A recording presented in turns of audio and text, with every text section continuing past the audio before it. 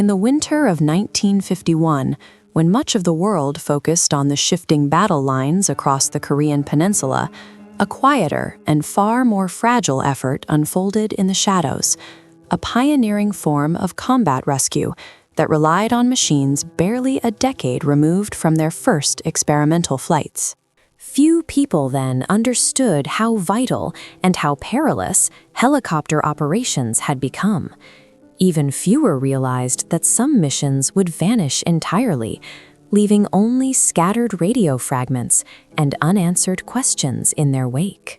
The United States Air Rescue Service, operating under the newly formed U.S. Air Force, had deployed the H-5 Dragonfly helicopter to Korea the previous year.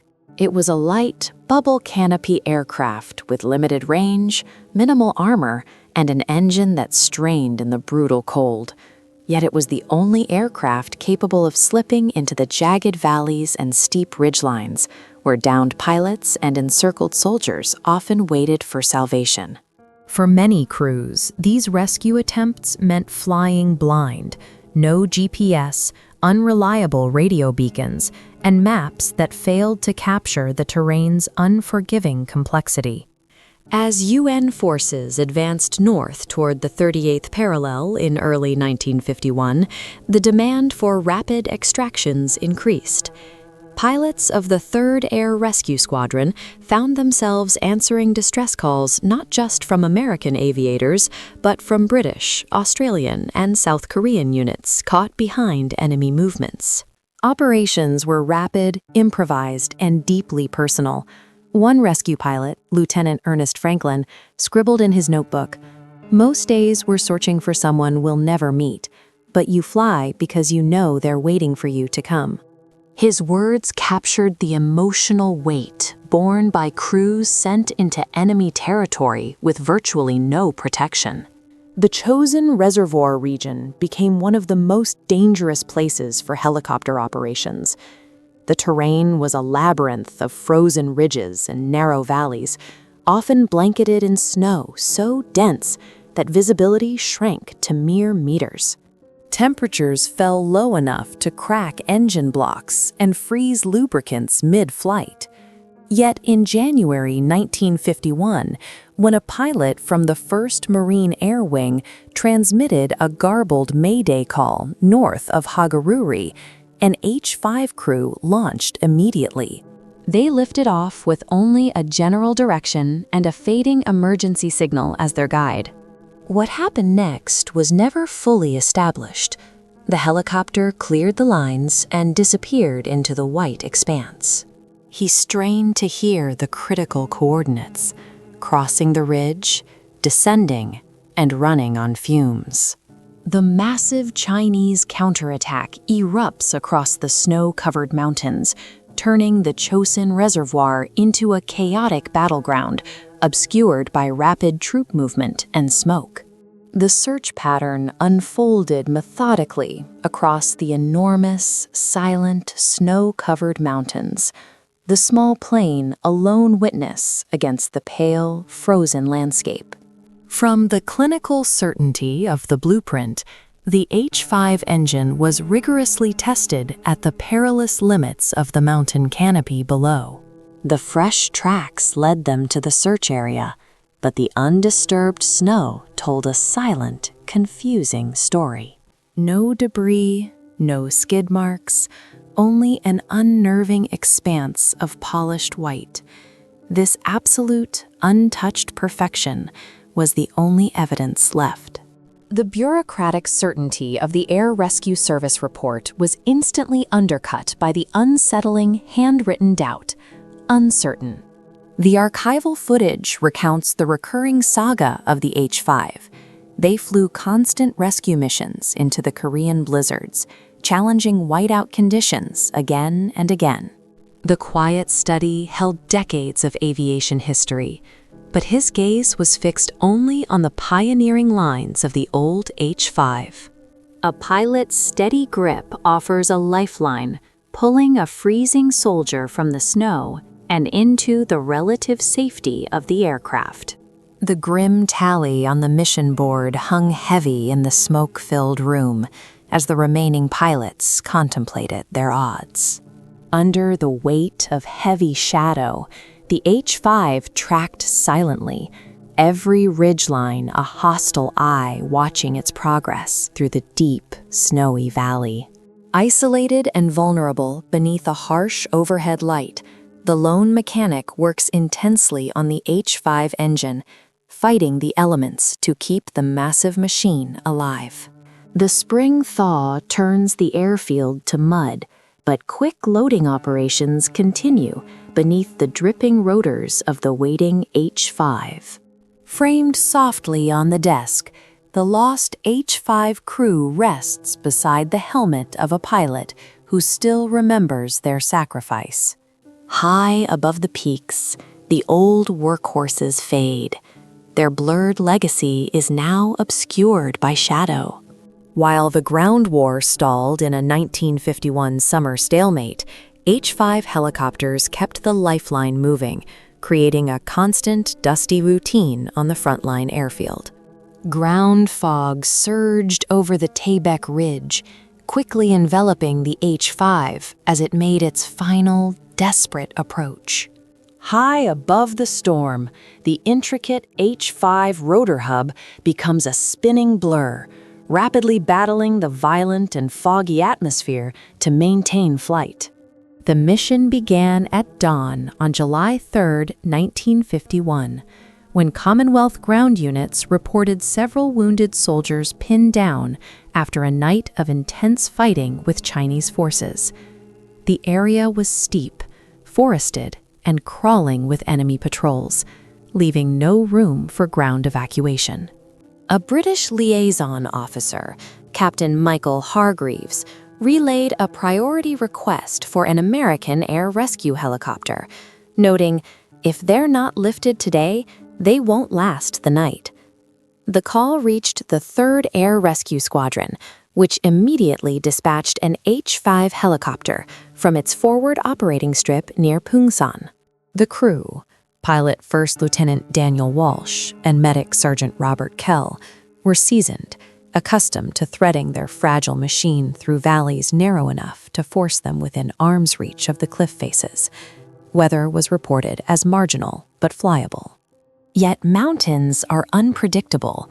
By the time the H-5 reached the foothills near Hill 1172, the clear morning had collapsed into thick fog that poured down the slopes like smoke. The pilots pressed on, guided only by a fading radio signal from the Commonwealth unit. From the ground, witnesses later recalled hearing the rhythmic chop of rotor blades somewhere above the clouds, followed by sporadic bursts of small arms fire from Chinese positions nearby. One soldier claimed he glimpsed the helicopter's silhouette flash briefly through the fog, like a ghost slipping between the ridges. Another reported that the sound of the engine suddenly changed pitch, the telltale sign of mechanical strain. And then, silence. The helicopter never arrived at the landing zone. Seconds stretched into minutes, minutes into hours. When attempts were made to contact the aircraft, only static answered. The disappearance triggered an immediate search effort. But searching for a downed helicopter in Korea's mountains was often compared to looking for a pebble in a sea of rocks. The terrain around Hill 1172 was a labyrinth of ravines where wreckage could vanish beneath the canopy, hidden from even experienced spotters. Worse still, the Chinese controlled large swaths of the surrounding high ground, making aerial searches vulnerable to enemy fire. A U.S. reconnaissance pilot from the 18th Fighter Bomber Wing later wrote in his mission log, "Took heavy AA fire when approaching grid 47 Tango. No visual on rescue bird. Fog thick, visibility 50 yards at best."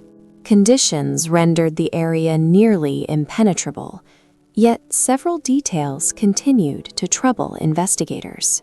First, the last transmission from Lieutenant Walsh reported engine vibration, but did not indicate an emergency landing or crash. Second, British troops believed the helicopter had flown higher than expected, an unusual decision given the fog and enemy fire. And third, no smoke signals, burning wreckage, or shattered rotor blades were ever spotted, even after multiple passes by US and British aircraft. Mechanical failure was certainly possible. The H-5 was notorious for overheating when pushed too hard in thin air, but a total disappearance with no debris seemed inconsistent with most crash scenarios. A downed helicopter often left obvious markers, scorched clearing sites, broken trees, or at minimum, the bright aluminum sheen of the fuselage visible through the branches. Here, there was nothing.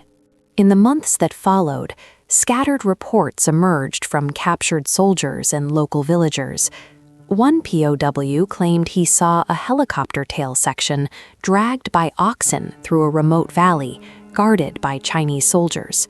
Another recounted hearing that an American crew had been captured alive after a forced landing, though none of these stories were substantiated. The lack of physical evidence left investigators with more questions than answers. For the families of Walsh and Kell, the uncertainty would stretch into decades.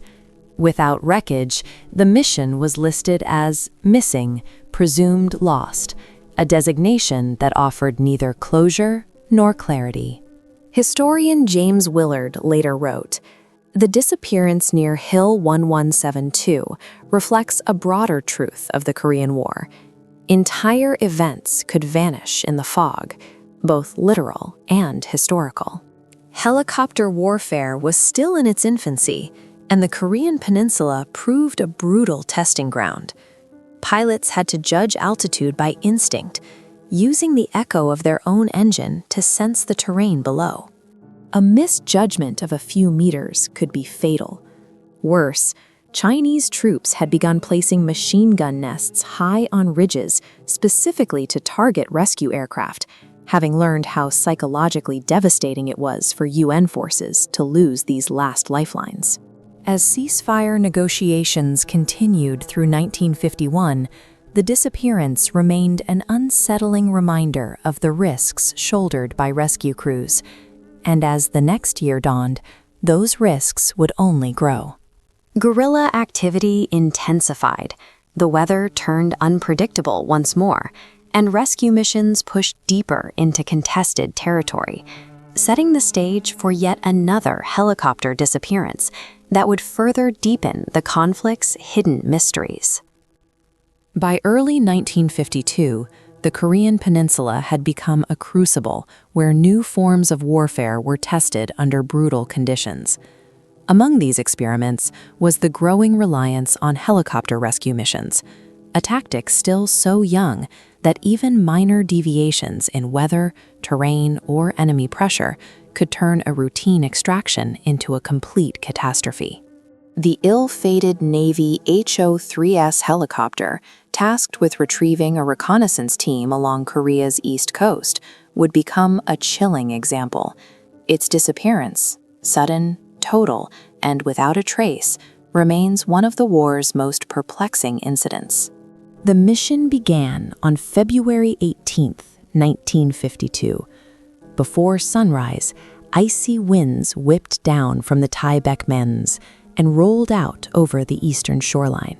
Forward Observation Team Baker 9, operating near the coastal village of Imwon, had spent 3 days tracking North Korean troop movements in the cliffs overlooking the sea. Their radio, battered by sleet, could barely transmit more than bursts of static. When their position was compromised by a roving patrol, they requested immediate extraction. The call reached the U.S. Navy detachment stationed aboard the escort carrier USS Sicily. Despite worsening weather reports, Lieutenant Charles Denner, pilot of an HO-3S-1 helicopter, volunteered for the mission. The HO-3S was a compact, skeletal machine, little more than an engine bolted beneath a rotor mast.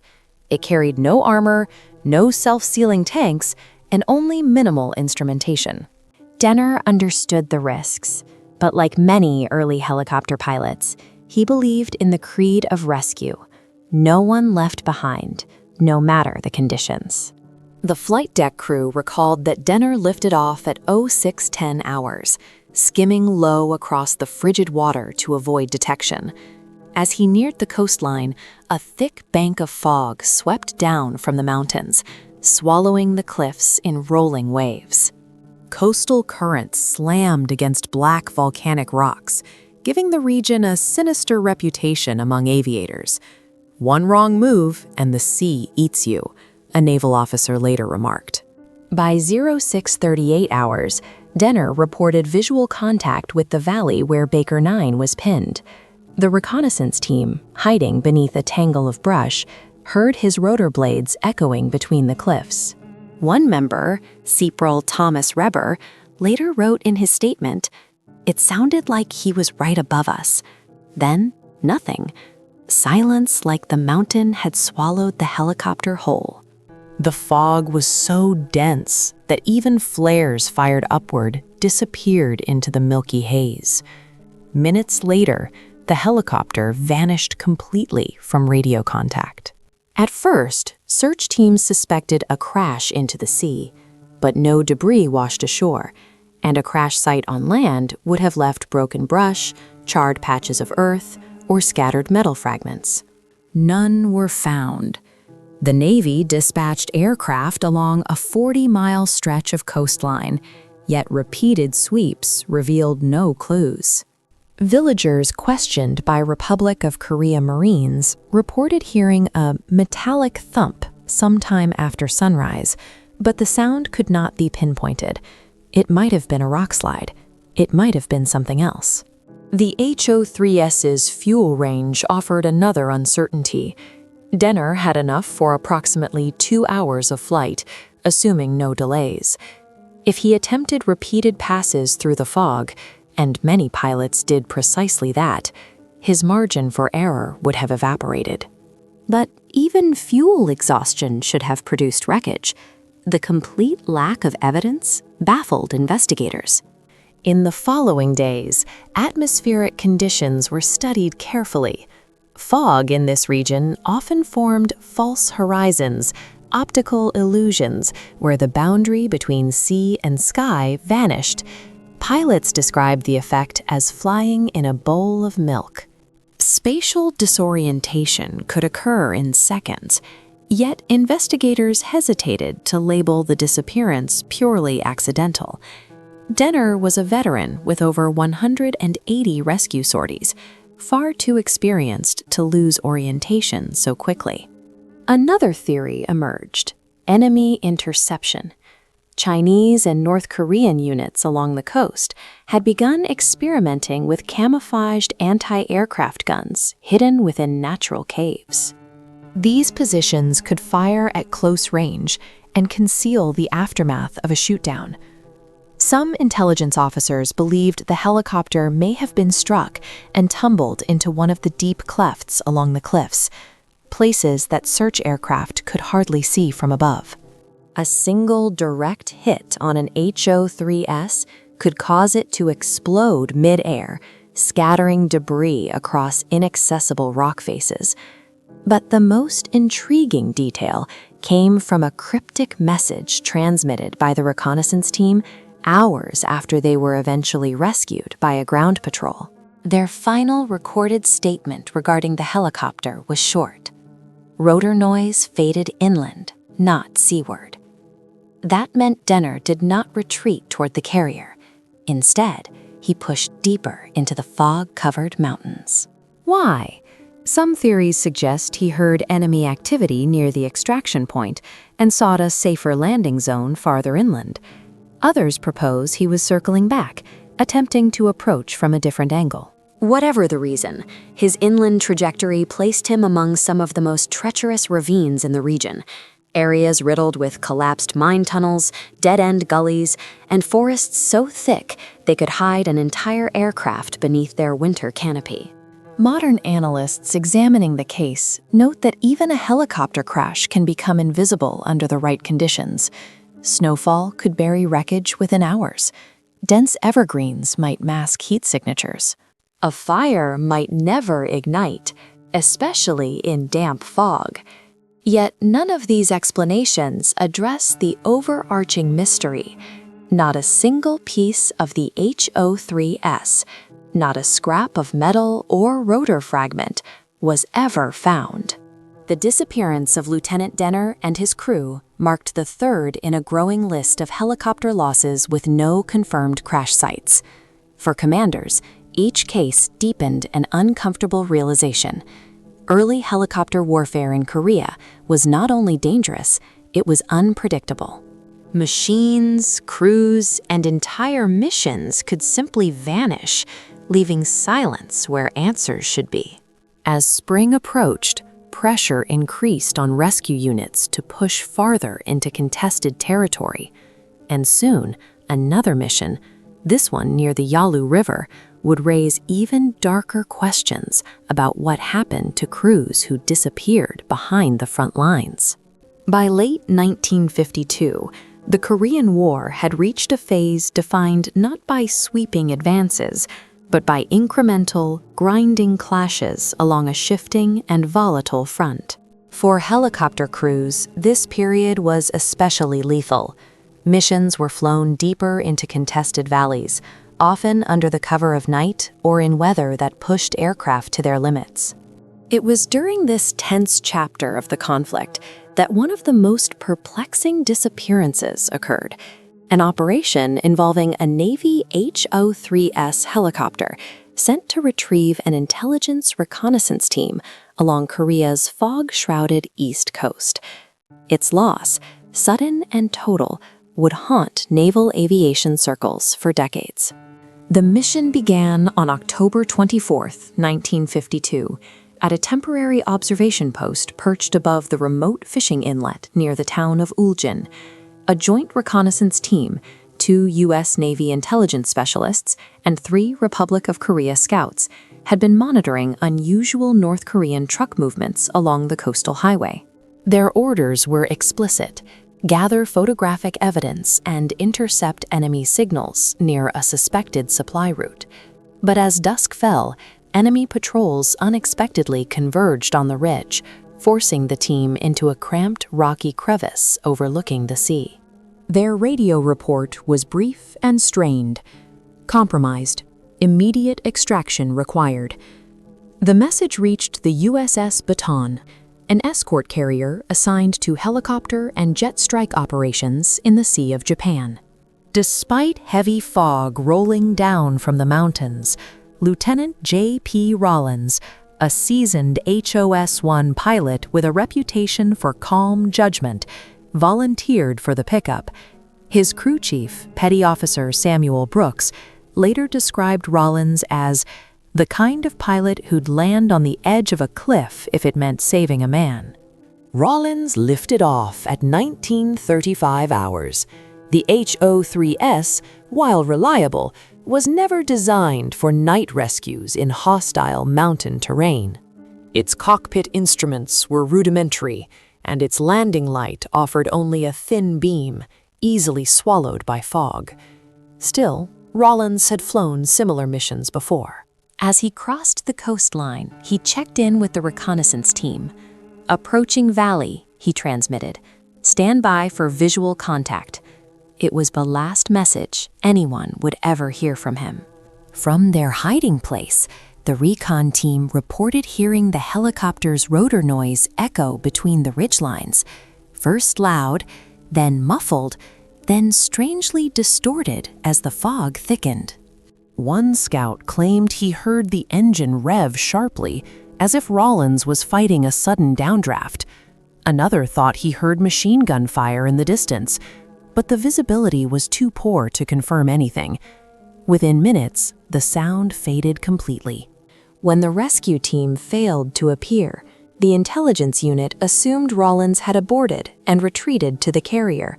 But when no landing was reported, alarms were raised aboard the Baton.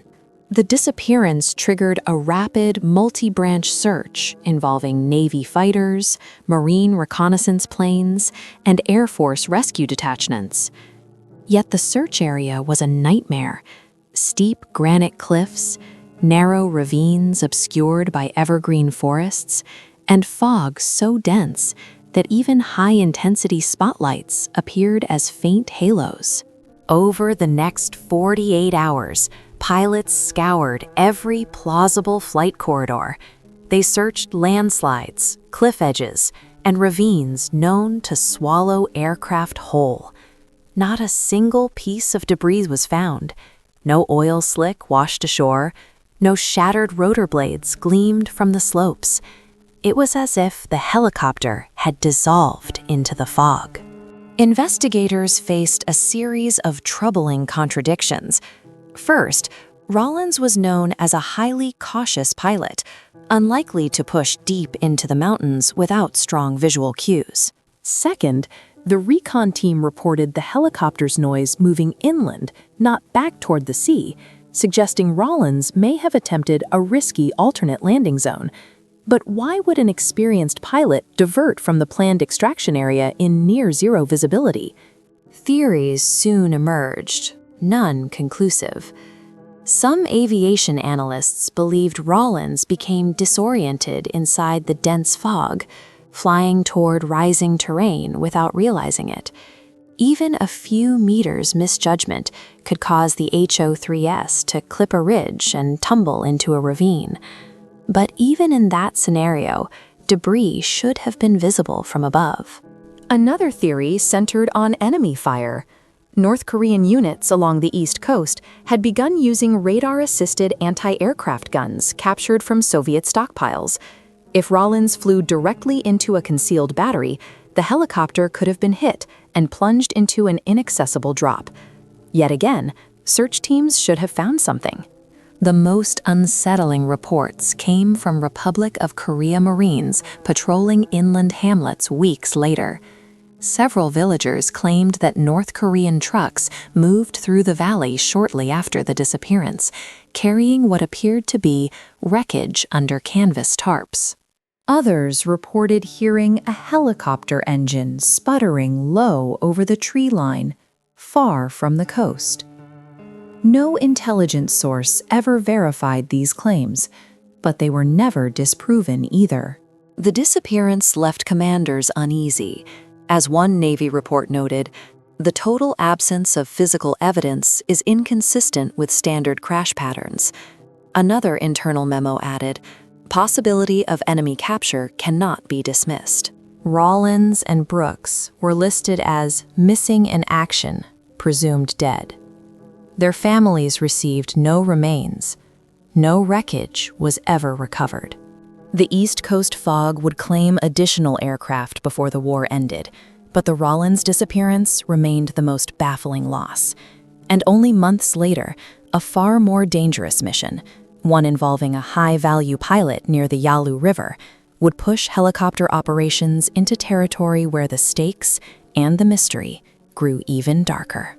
In the final months of the Korean War, as armistice negotiations dragged on without resolution, the conflict entered a dangerous twilight period, where both sides sought last-minute advantages. Air battles intensified along the northern frontier, especially near the Yalu River, the heavily defended boundary separating North Korea from China. Here, jet combat was constant, unforgiving, and often lethal. When a U.S. F-86 Sabre pilot went down deep inside contested territory in November 1952, the rescue attempt that followed would become one of the most secretive and controversial helicopter missions of the entire war. It was a mission wrapped in intelligence briefing codes, hurried planning, and a level of risk that even seasoned veterans considered nearly suicidal. The events began on the morning of November 29, 1952, when First Lieutenant Raymond K. Halverson of the 4th Fighter Interceptor Wing engaged multiple MiG-15s near the Yalu. The sky was a hard, pale gray, the kind of lighting that offered almost no contrast against the river's icy surface. During the engagement, Halverson's jet was struck by cannon fire. His wingman watched as the Sabre began trailing smoke, losing altitude rapidly. Halvorsen ejected over a narrow valley running parallel to the river, only a few miles south of Chinese territory. A distress beacon briefly transmitted his position before cutting out. Intelligence officers immediately feared the worst. If Chinese forces reached Halvorsen first, they would interrogate him about aerial tactics and U.S. radar procedures. With the MiG threat escalating week by week, the Air Force considered the downed pilot a high-value asset. Far East Command quickly authorized a clandestine rescue attempt, one that bypassed normal approval channels and demanded immediate deployment. The aircraft chosen for the mission was an H-19 Chickasaw, a comparatively new and more capable helicopter than the smaller H-5 or HO-3S models. Its range was better, its lifting power greater, and its reliability improved. But it was still a fragile machine compared to the firepower waiting in the mountains near the Yalu. The rescue crew consisted of pilot Captain William Bill Sutter, co-pilot Lieutenant Henry Lawson, and medic Sergeant Paul Riedel. All were experienced in deep extraction missions. Before liftoff, Sutter reportedly told a fellow pilot, "If we're 10 minutes late, assume we're not coming back." His comment, later noted in squadron records, captured the gravity of the mission. At 14:20 hours, the H-19 lifted off from an airstrip near Cheongju, hugging the terrain as it flew north. The helicopter remained radio silent except for coded position checks. Weather was deteriorating rapidly. Winds gusted down from the Manchurian plain, creating pockets of turbulence that threw the aircraft sideways.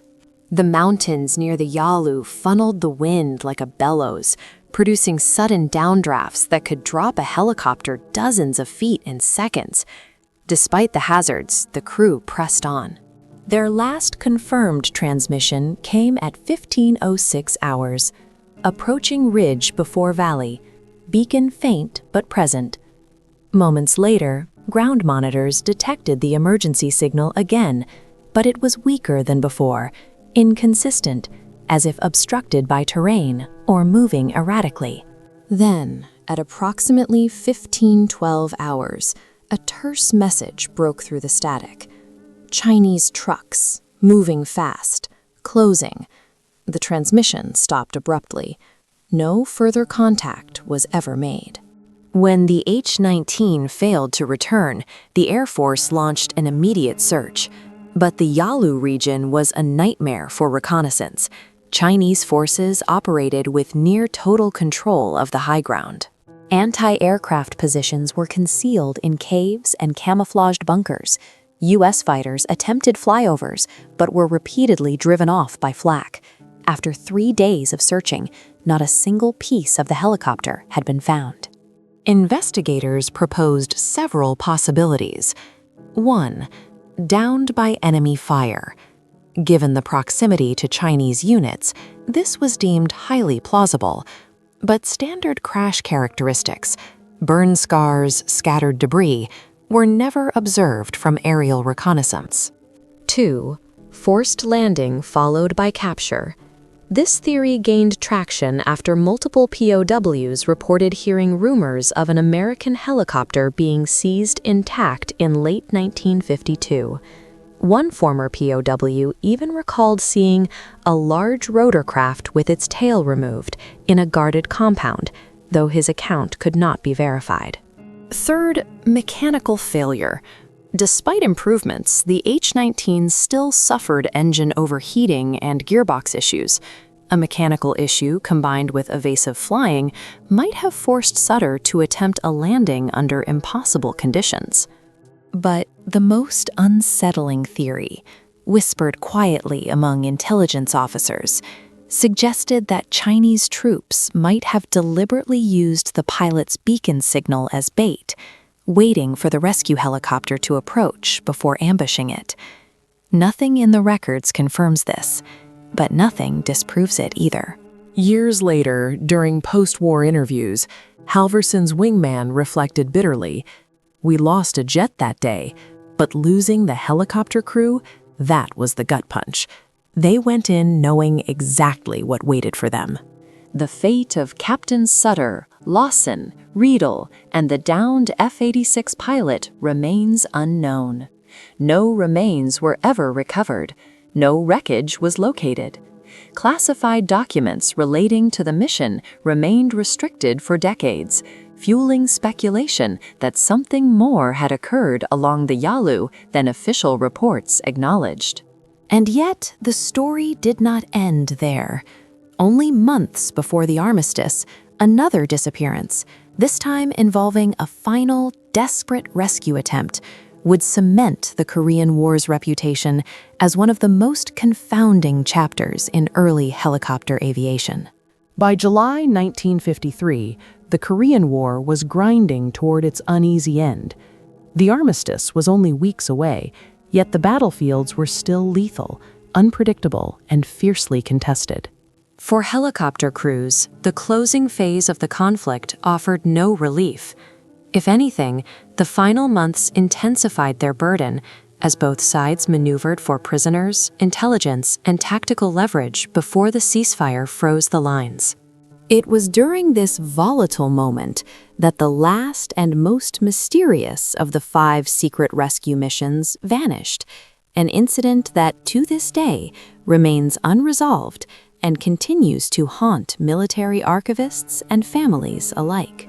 The final disappearance involved a small H-5 rescue helicopter operating under the 3rd Air Rescue Squadron. Its mission had been labeled Urgent Priority, yet the full briefing remained classified for decades. What is known is this. The helicopter was ordered to retrieve a 2-man reconnaissance patrol from a contested valley west of the Imjin River, just 2 miles from one of the most hotly defended sectors in the war, the infamous Iron Triangle, a region that saw some of the bloodiest engagements between UN and Chinese forces. On the night of July 10, 1953, the reconnaissance patrol, identified only in declassified files as Team Raven Echo, reported spotting an unusual movement of Chinese supply units near a fortified ridgeline, possibly in violation of ongoing ceasefire negotiations. Before they could fully transmit their findings, their position was compromised. "Immediate extraction required," their message read. "Hostile units approaching. Limited ammunition." The request reached the forward operating base at Monsanni shortly after 0200 hours. Despite the darkness, Lieutenant George Milton, one of the youngest pilots in the squadron, volunteered to take the mission. His co-pilot, Sergeant Lloyd Parker, insisted on joining him despite having already flown 2 sorties that day. With the mist thickening over the tarmac, the last vital supplies were secured onto the aging H-5 before the clock ran out. Low over the paddies, the H-5 pilot charts a deadly course through the absolute dark, guided by the smudged danger zones and the distant flashes of artillery fire. A streaking red flare cut through the dark valley haze, confirming the urgent signal. Milton tightened his headset, his grim determination set for the extraction. The powerful whine of the approaching H-5 cut through the black sky, then instantly wavered, leaving only the sound of their own unsteady breathing. The maximum resonance of the H-5 sound shattered the air. Instantly, it was swallowed by the blackness. Defeated and exposed, they sat in the heavy mist as the blue hour faded, knowing the first faint light of dawn offered no refuge. Visibility dropped to 0 over the Korean mountains, keeping the search helicopters grounded, and the crews agonizingly stalled on the tarmac. Helicopters and troops scoured the contested ravines under the harsh midday sun. Despite the massive scale of the operation, the evidence remained completely elusive. Pinpointing the critical data, the team connects the vehicle's fuel level directly to the indicated eastern trajectory. Isolated and surrounded, The propaganda whispered of loss, while the radio offered only static. The only certainty was the faint sound of footsteps closing in from the darkness. The H5 vector defied its expected course over the empty valley, hooking sharply east and vanishing mid-ascent. Fighting the lethal downdraft, the H5 vanished into the shadowed ravine. Decades later, the jungle still hides the wreckage deep within its unyielding slopes. Grainy silhouettes move with urgent precision across the valley floor, vanishing into the darkness with the captured pilots and the stripped remains of the downed aircraft. The signatures stand on July 27, 1953. At this historic desk, the fighting ceased, replaced only by silence. The faded stone holds a promise of remembrance, but the enduring search is now fueled only by village folklore and the blurry cartography of a land that refuses to give up its secrets. Historians now view the 5 vanished missions as symbols of the Korean War's chaotic and transitional nature. Helicopters, still in their infancy, were pushed far beyond their design limits. Pilots flew with minimal navigation aids, often relying on intuition, luck, and courage. In that environment, the boundary between rescue and disappearance was razor thin. But for the families of the lost crews, the scars remain. Their final missions were acts of extraordinary bravery, carried out in the war's most dangerous corners. And though the conflict ended, the unanswered questions remain suspended in history, a reminder that not all stories from the Korean War ended with clarity or closure. Today, the 5 helicopters remain unaccounted for, their last moments preserved only in fragments of radio traffic and fading recollections. Their mysteries endure, echoing across the valleys where they vanished, leaving behind one of the Korean War's most haunting legacies.